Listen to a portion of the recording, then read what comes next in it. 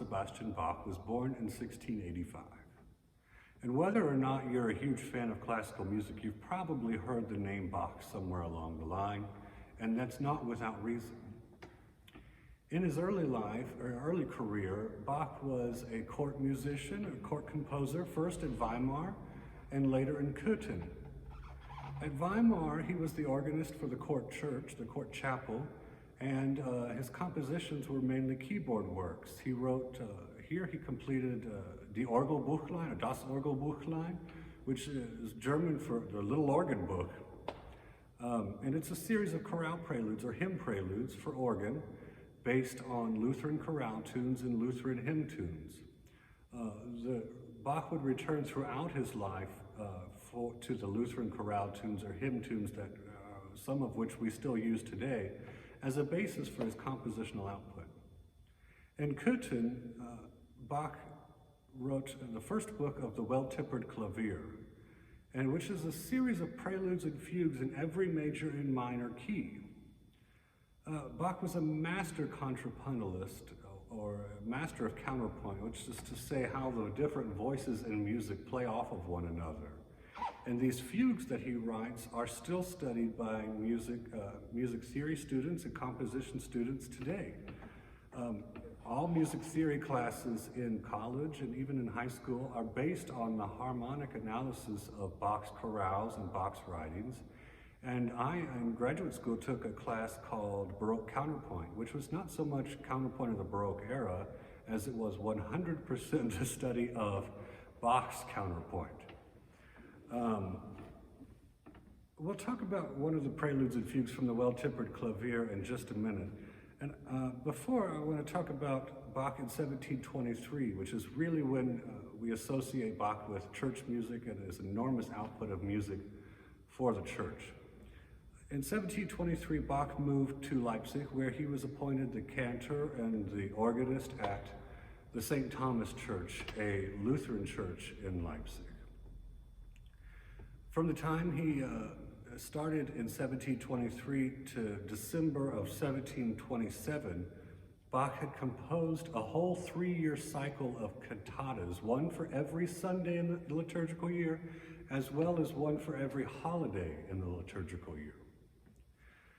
During this time, he also wrote 2 large-scale oratorios, which the St. John Passion and St. Matthew Passion, both of which tell the story of the Passion with sort of a dramatized operatic style with soloists representing the different characters and choruses and orchestras. And he'd also completed a large-scale setting of the Magnificat text, or Mary's song from the Gospel of Luke.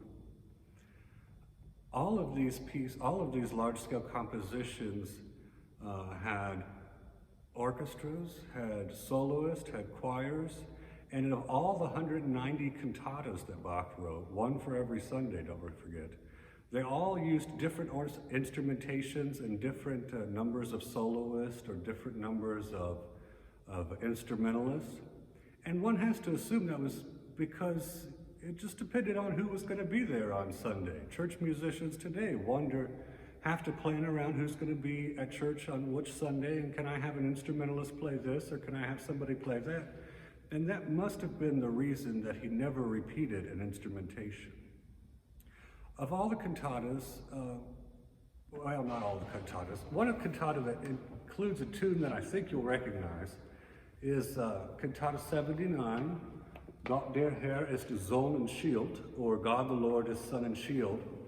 And it was the cantata that Bach wrote for the Feast of the Reformation, or what we call Reformation Sunday.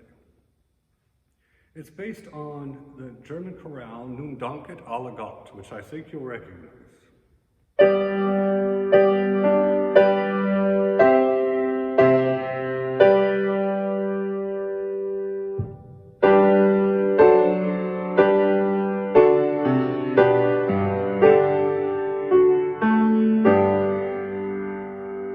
Now think we all are God. We associate this tune with Thanksgiving more, but it was in fact written for the Feast of the Reformation.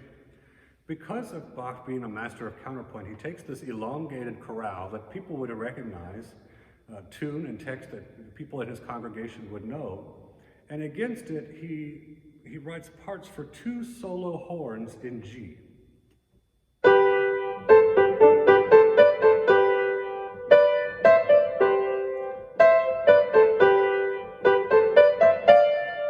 And forgive my wrong note, I was trying to transpose so they would be in the same key for you to hear them as they go together. The interesting thing about this chorus in the cantata is that he was intentionally writing for the Feast of the Reformation. And of course, when we think of the Reformation, we think of Luther and we think of the theses that he nailed to the door in Wittenberg. Listen to the timpani part in this chorus, the first 4 measures.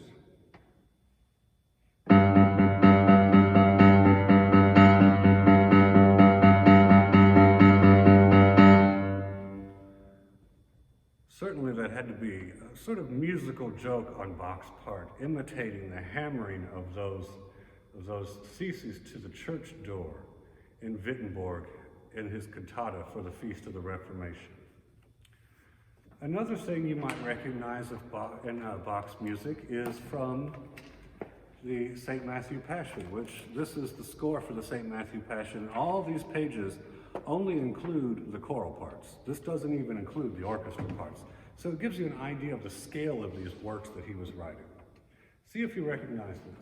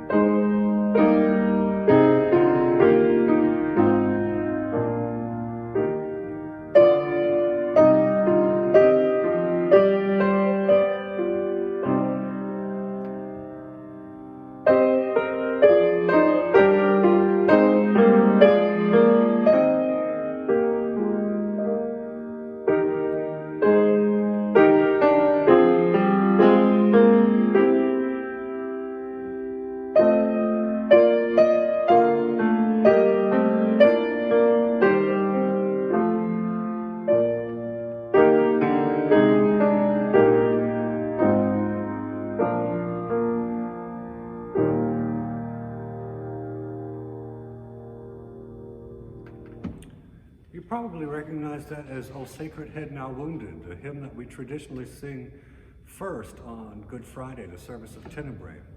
It was in fact a hymn tune written by someone else, a chorale tune, that Bach incorporated within his setting of the Passion.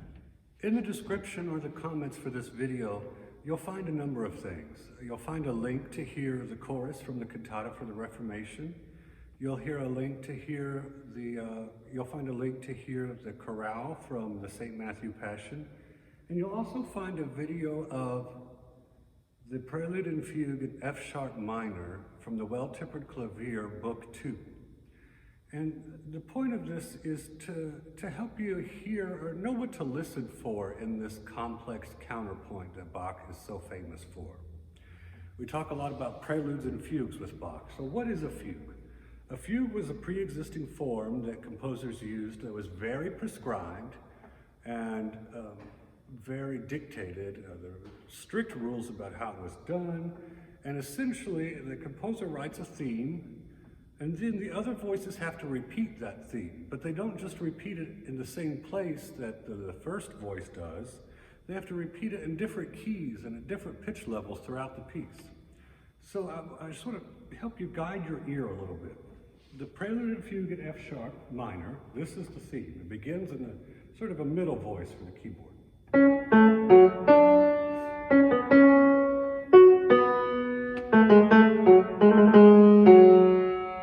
Nice enough.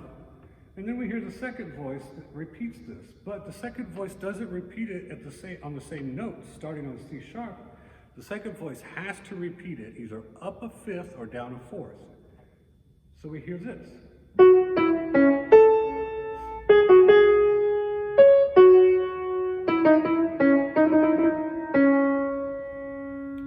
Then the two voices sort of play off of one another, and it's almost like an improvisation based on the material that's happened already. Little snippets of the theme before the entrance of the third voice.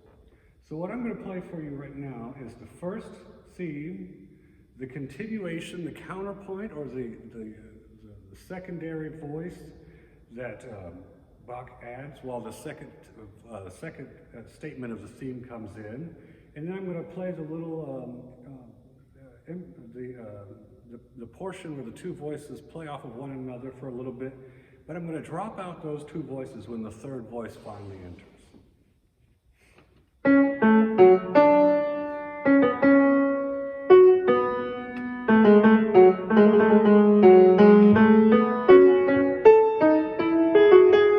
I can do that better.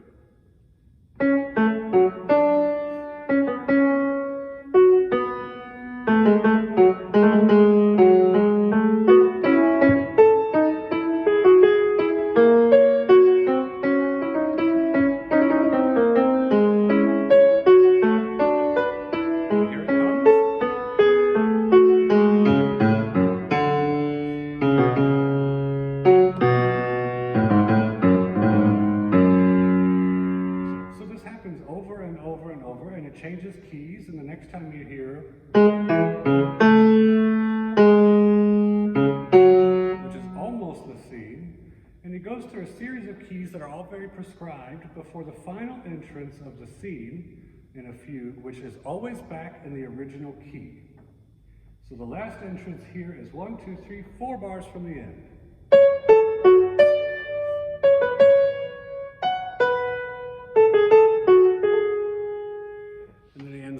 Ends the fugue. You'll find a recording that has both the score, the notes on the page, as well as you can see someone's hands actually playing the entire prelude and fugue. So try and listen for all those entrances and see if you can hear every time the theme comes back. As well, if you don't even have to read music to follow along on music, really. I know that sounds crazy, but if the note is higher up on the staff, it's higher up on here. And if it's lower on here on the staff, it's lower on here. So see if you can find that contour. Listen for it, and also look for it.